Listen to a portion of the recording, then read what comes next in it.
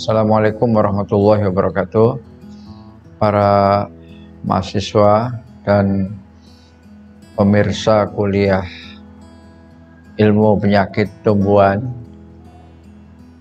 dalam hal ini adalah lebih spesifik lagi adalah penyakit penting yang saya cintai. Sesungguhnya di dalam komunitas tanaman itu cukup banyak ya penyakit-penyakit yang menyerang tanaman, lebih dari satu. Hanya saja tidak semua penyakit itu berbahaya, sehingga ada istilah penyakit penting, ada penyakit yang kurang penting ya. Jadi yang penyakit penting itu mungkin dalam satu komunitas sekitar 1 atau 2, sedangkan yang lain itu adalah penyakit yang potensial yang bisa menyebabkan kerusakan di masa-masa yang mendatang. Baik, untuk kali ini kita akan membahas yang pertama, yaitu penyakit lada yang disebabkan oleh jamur, dan ini merupakan penyakit penting pada tanaman lada. Penyakit ini dikenal dengan nama penyakit busuk pangkal batang lada. Slide selanjutnya. Baiklah, untuk penyakit yang pertama kita akan membahas penyakit busuk pangkal batang lada.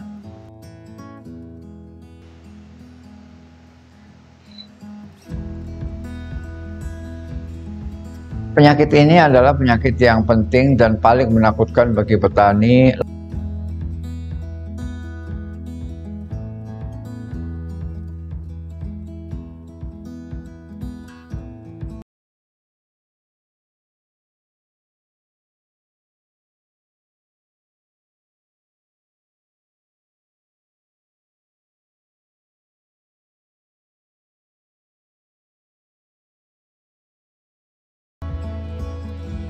Penyakit ini disebabkan oleh jamur. Jamur ini bernama Phytophthora capsicum ya, yang dia mempunyai spora atau sporangium yang bentuknya bulat tapi agak elips sedikit, kemudian ujungnya ada papila ya. Jadi ujungnya itu ada semacam tonjolan kecil, itu namanya papila. Jadi penyakit ini adalah penyakit yang disebabkan oleh jamur Phytophthora, dan jamur Phytophthora ini dikenal sebagai jamur akuatik ya. Artinya dia berkembang banyak ketika kondisi tanah itu becek atau banjir ya. Tapi kalau dalam kondisi kering, maka Phytophthora ini tidak berkembang. Next. Kemudian kita bahas selanjutnya tentang bagaimana penyakit ini atau patogen ini bisa menyebabkan tanaman itu layu, karena dia menyerang pada akar dan pangkal batang.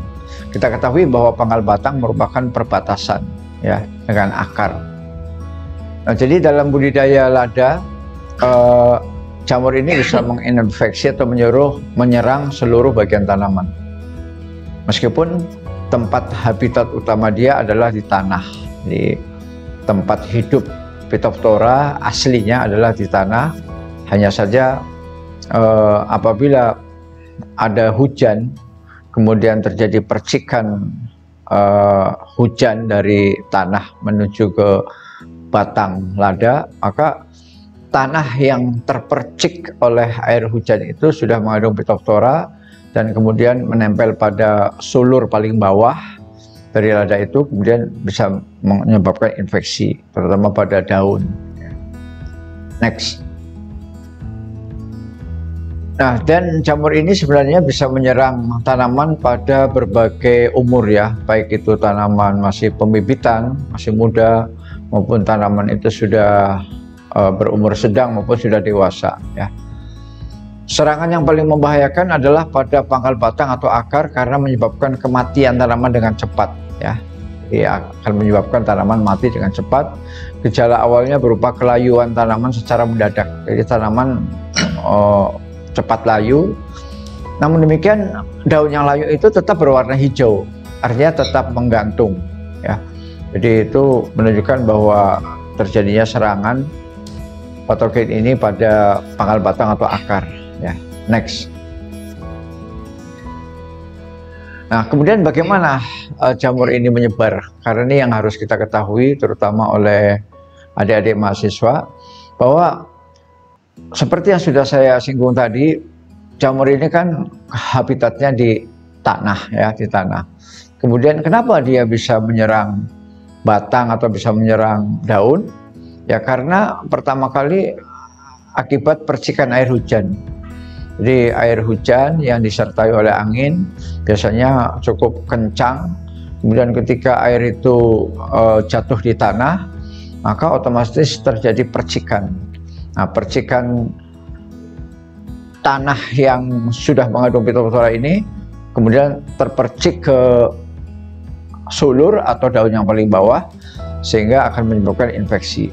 Ya, itu yang pertama, air hujan. Yang kedua, bisa juga dibawa oleh ternak ya. Apabila kita mengembalakan ternak, kemudian ternak itu bodinya atau badannya menyenggol daun-daun yang sudah sakit, kemudian dia terus berjalan di tengah-tengah kebun dan kemudian menempel pada daun-daun yang sehat, maka akan berpindah patogen ataupun spora jamur Phytophthora dari tanaman sakit ke tanaman sehat melalui badan ataupun bodi dari ternak. Demikian juga siput atau keong atau mungkin istilah kita bekicot itu juga bisa memindahkan, karena bekicot itu rata-rata hidupnya di tanah, dan apabila dia naik ke atas ke pohon lada, maka dia peluang besar, kemungkinan besar menyebabkan menularkan Phytophthora. Kemudian kita sendiri manusia juga seperti itu. Apabila tangan kita iseng-iseng memegang daun yang sakit, kemudian berpindah memegang daun yang sehat, maka kemungkinan besar spora yang tadi dari daun sakit pindah ke tangan kita, kemudian pindah ke tanaman sehat. Demikian juga alat pertanian, baik itu gunting, arit, pisau dan lain-lain, itu juga sama, akan bisa menularkan. Bahkan penularan ini juga bisa melalui bibit lada ya. Jadi ketika kita baru beli bibit atau kita sedang membuat pembibitan, maka jangan sekali-kali menggunakan sulur yang bawah sebagai bibit, karena sulur yang bawah itu kemungkinan besar sudah mengandung patogen ya, meskipun belum nampak gejalanya. Karena sulur yang bawah itu adalah sulur yang paling dekat dengan percikan tanah yang terkena air hujan. Sehingga kalau kita ingin menjadikan lada sebagai bibit, gunakanlah sulur-sulur yang bagian atas. Next. Nah, inilah gejala yang ada pada daun ya. Jadi apabila daun terserang Phytophthora, maka akan terjadi bercak yang melebar ya, atau istilahnya adalah hawar. Jadi sel-selnya mati berwarna coklat ya. Kemudian daunnya sempat menguning ya. Jadi ini adalah gejala khas ya. Bisa dilihat gambarnya atau bentuknya, di mana terjadi kematian daun yang meluas atau hawar sehingga daunnya menjadi coklat ya. Next. Nah, adapun teknik pengendaliannya, next. Pengendalian penyakit busuk pangkal batang ini kalau boleh dikatakan cukup, dalam tanda kutip, cukup sulit ya, karena sampai hari ini petani-petani Lampung belum bangkit kembali untuk menanam lada ya, masih trauma. Sementara ini kebanyakan menggunakan fungisida ya, yaitu untuk membasmi jamurnya. Dan apabila para petani kita dalam kondisi ekonominya lagi kurang, maka kadang-kadang tidak disemprot sehingga dibiarkan saja sampai mati, dan akhirnya terjadi penumpukan bibit penyakit atau inokulum Phytophthora capsicum di lapang, dan ini sangat berbahaya ya.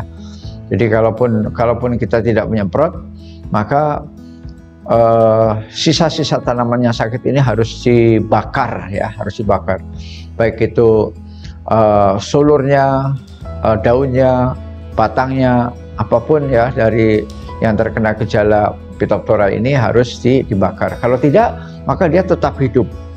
Karena memang habitat dia di tanah ya. Habitat dia di tanah dan ditopang dengan adanya bahan organik, maka sangat subur. Maka fungisida ini juga harus betul-betul diperhatikan cara penggunaannya.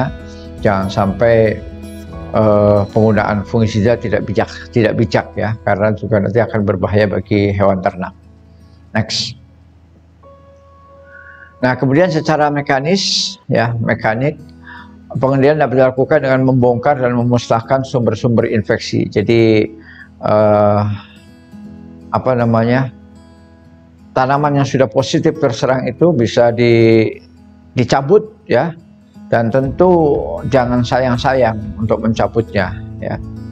Mengapa? Daripada penyakit itu meluas sampai berhektar-hektar, lebih baik kita korban 1-2 tanaman kemudian kita bakar ya, terutama tanaman yang sudah parah ya. Kalau hanya 1 daun saja yang terserang, mungkin masih bisa digunting ya, digunting atau dipetik daun yang terserang. Mudah-mudahan daun yang lain tidak ya. Tapi yang jelas yang paling bawah, sulur paling bawah harus segera dipotong supaya jaraknya dengan tanah agak jauh ya. Kalau jaraknya terlalu dekat memang rawan. Next ya, saya kira itu yang bisa kami sampaikan di dalam materi kuliah tentang penyakit penting, yaitu penyakit busuk pangkal batang lada yang disebabkan oleh jamur Phytophthora capsicum. Dan ini memang perlu upaya-upaya penelitian lebih mendalam bagaimana agar jamur ini bisa kita kendalikan semaksimal mungkin. Terima kasih. Assalamualaikum warahmatullahi wabarakatuh.